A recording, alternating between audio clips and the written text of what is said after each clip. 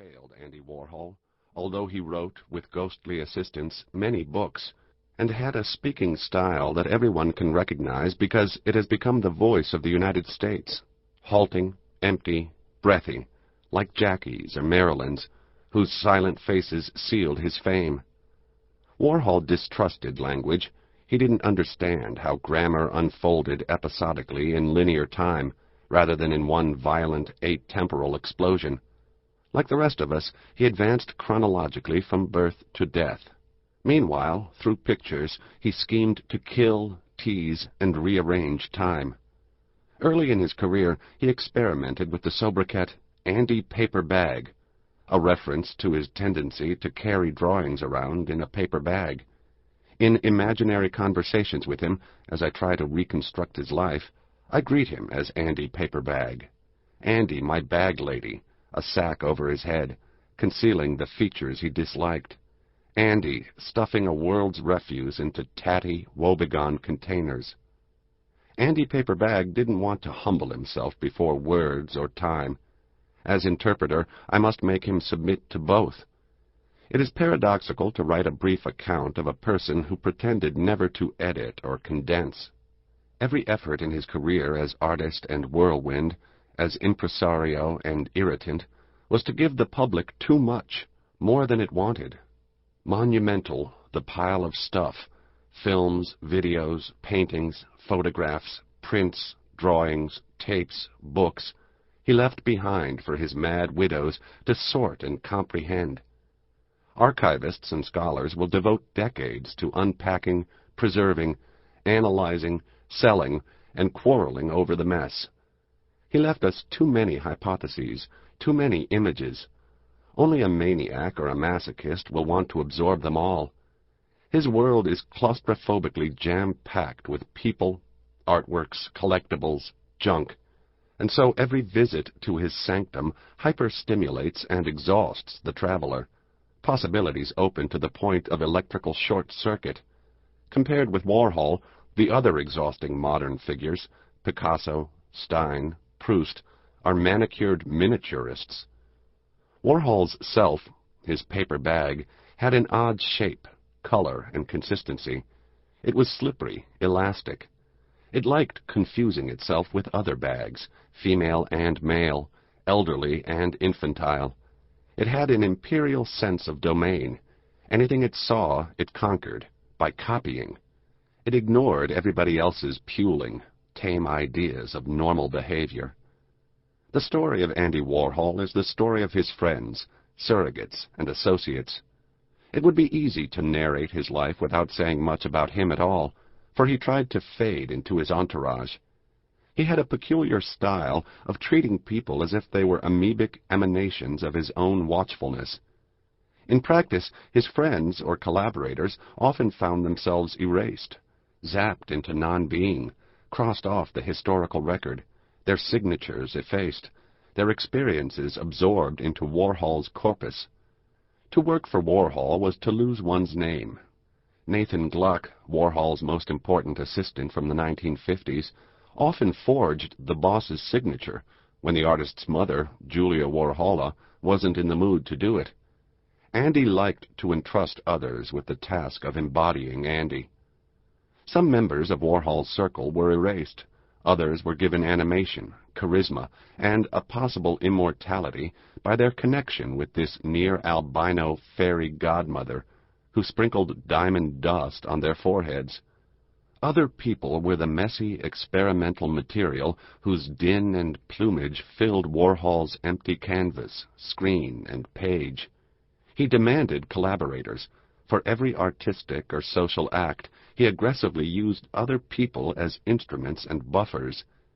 His work's major theme was interpersonal manipulation, sociability's modules at war. Without accomplices to co-opt and hide behind, he would have had no art. Many of the people I've interviewed, who knew or worked with Warhol, seemed damaged or traumatized by the experience.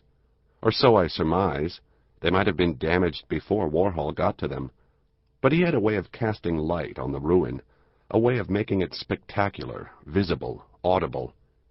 He didn't consciously harm people, but his presence became the proscenium for traumatic theater. Pain in his vicinity rarely proceeded linearly from aggressor to victim. Trauma, without instigator, was simply the air everyone around him breathed. To borrow a religious vocabulary, often useful in Warhol's case, he understood that people were fallen. Standing beside him, they appeared more deeply fallen. Even if his proximity, the legitimacy he lent, the spark he borrowed and returned, promised them the temporary paradise of renown. Despite the loyalty, infatuation, and transference that Warhol's associates felt, few seemed to have entirely loved him. Love may be a vague, rabble-rousing word, but it is impossible to weigh a life without using it.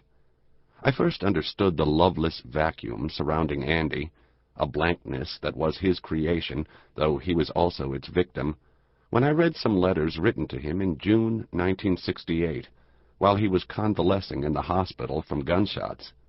The letters are at the Andy Warhol Museum archives in Pittsburgh, along with the rest of his papers. If I had been critically wounded, I would have wanted warmer commiserations. It seems that even his friends imagined Andy to be a bank momentarily closed because of a flood. The account holders congregated grumpily outside. Andy had friends, and many said they loved Andy, but no one, with the possible exception of his mother, could look after him. Here I fall into sentimentality, the kitschy land where Andy dwelled, despite his reputed coldness and his dread of the corny. Stars are often isolated. As a consequence of his stardom, Warhol was cut off from reciprocity, like an autistic or a pet in a box. Abjection suited him. He knew the weirdo's experience of being insulted, rebuffed, and disliked. Nothing overcame this trampled sensation, not even the worldly power he acquired. In fact, his trauma backlog grew.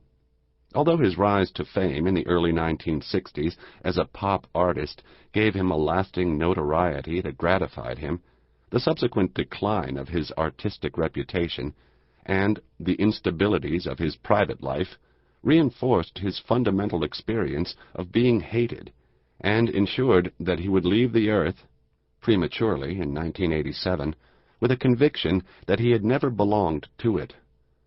One mother lode Warhol managed to acquire was money. Zeal for money dominated his work habits and aesthetics, and led to criticisms that his art was morally compromised, corrupt. More than most artists, he made no secret of his hunger for lucre. Procedurally and thematically, it drove his productions. Art, for Warhol, was not just a means of making money. It was also a means of having sex. The word sublimation reductively describes such a practice, implying that sex is the real thing and art the inferior byproduct. Freud claimed that sublimation abetted civilization, and in this sense Warhol, sometimes considered a naive artist, surprises us by epitomizing civilization, since he channeled every impulse, sexual and otherwise, into work. But sublimation fails to explain his method. Warhol didn't sublimate sex. He simply extended its jurisdiction, allowing it to dominate every process and pastime. For Warhol, everything is sexual. Contemplation is sexual. Movement is sexual. Stillness is sexual. Looking and being looked at are sexual. Time is sexual. That is why it must be stopped. Warhol's art was the sexualized body his actual body largely refused to be. He was frequently called a voyeur, but the word gives me pause, and I don't want to apply it, like a scarlet letter, to Warhol. Pejorative to speak of his aesthetic and erotic tastes as voyeuristic. It presumes a pecking order of concupiscences, and it ignores gazing's mutuality, the sweet interaction between beholder and beheld. The word voyeurism stigmatizes sight, declares it a way station where only the immature stop to rest. Voyeur or not, Warhol was torn between bashfulness and bravado. Indeed, like many in his gang, he liked to flaunt and to conceal. He sought people who performed, who broadcast their sexualities in